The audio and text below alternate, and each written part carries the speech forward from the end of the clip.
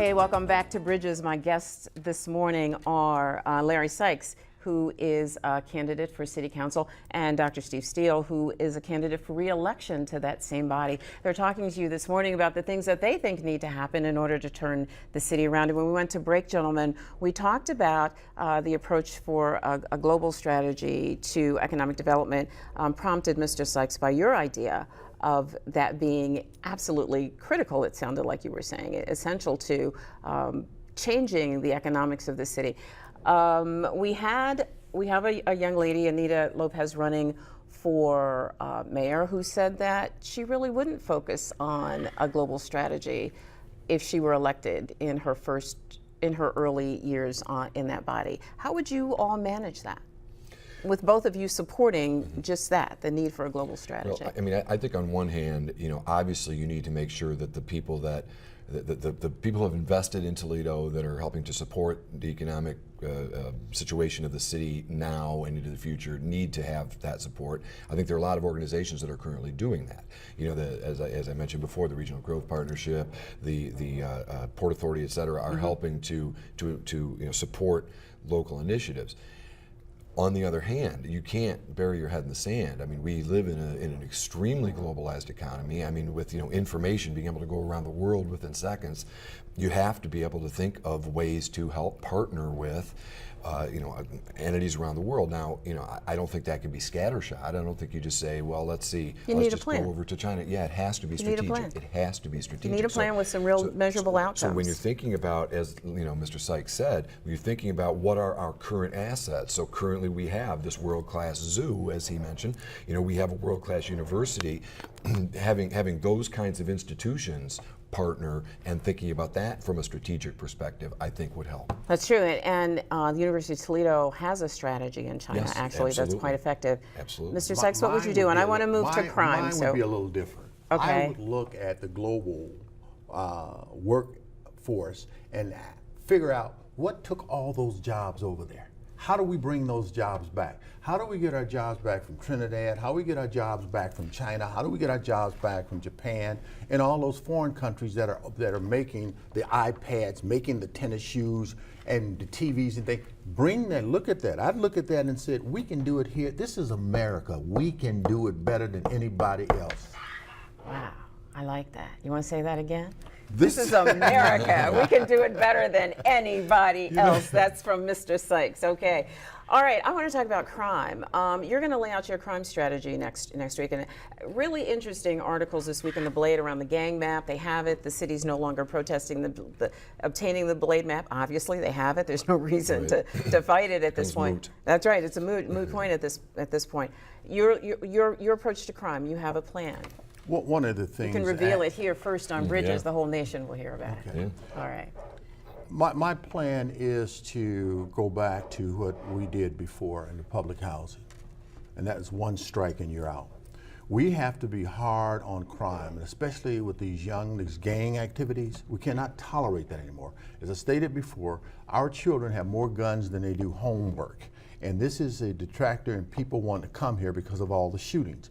What we need to do is look at bring in the county, bring in the city and the school, and tell these little gangbangers and whoever else is that if you're living in public housing and you're living in Section 8 or you're living in developments and that you create or do crime, then you set up the potential of your family being evicted from those units. It's a privilege and an honor to live in public housing and housing that's financed and receive government money.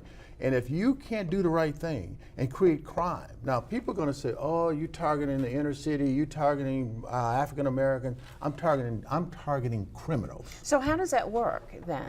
You're saying one strike and you're done. What's that really mean? What that means is that's basically that the word go out that anybody living in public housing or receiving assistance and commit a crime outside of public housing, or you carry guns in a public housing, or subsidized house, or you harbor a criminal, then you are subject to being dealt with accordingly. And I say this because last week I watched, and God thank the individual who came forth, a criminal that raped a 6-year-old girl for 6 years. Yeah. That was in our community. Right. He's not one of us. And somebody came forth and turned him in. Right. That's the right thing to do. It's not snitching, it's pitching. It's pitching in and doing the right thing and making our community a better place to live. That's what we got to do. And the one strike means if you're living in a unit that is subsidized and someone in that unit create violence, abuse, domestic, shoot somebody, sell drugs, You're then out. You're out. You're out of the public housing, but you're back into the community. That's not my problem. Where do you go when you get kicked out of public housing?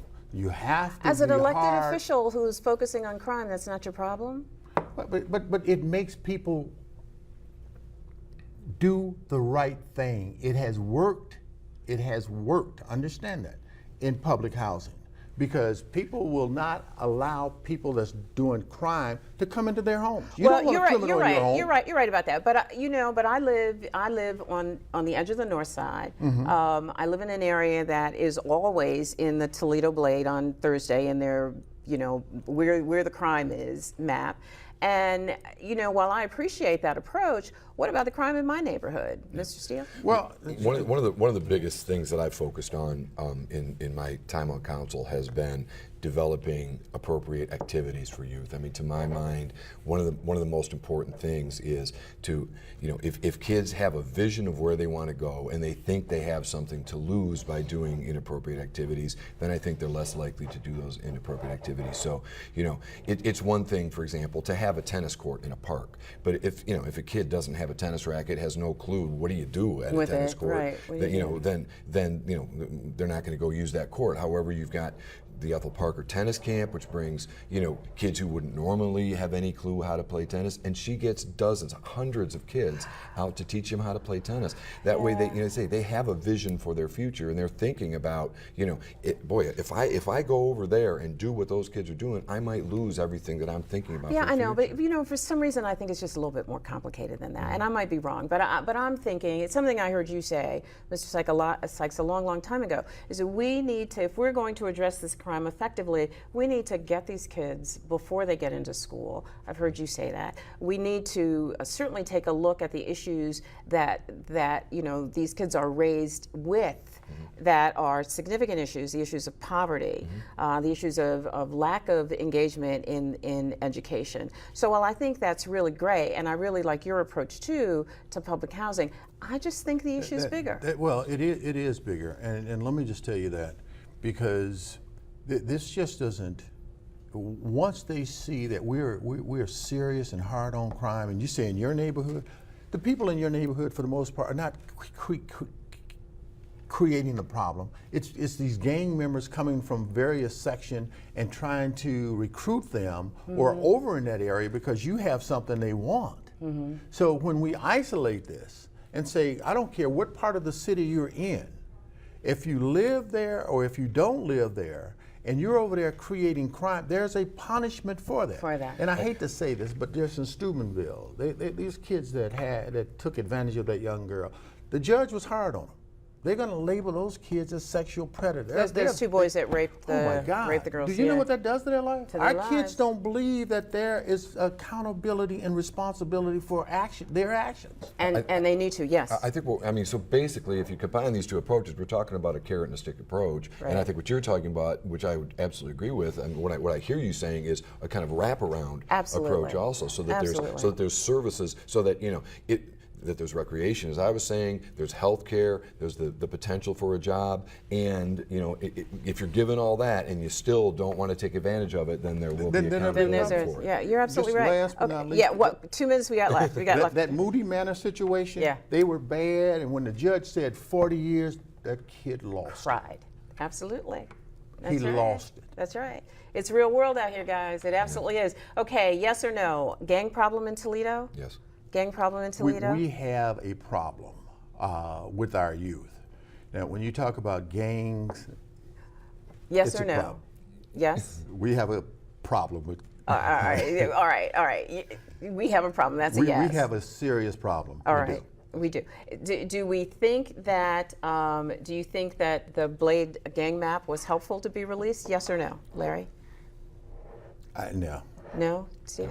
No. Why not? I just don't see what the end game of that is. Okay. You know? Larry, 30 seconds? If it was the point to say, hey, there's a reward, this is where they are, you see criminal activity here, turn it in, we're going to correct it. Just releasing information and not explaining it or having an objective, it's just information that's floating out there. Yeah, personally, I think, and I've said this to folks since this whole thing started, I think it contributes to profiling and oppression in a really serious way. We got to go. Thank you so much, David. We got to go. We'll be right back.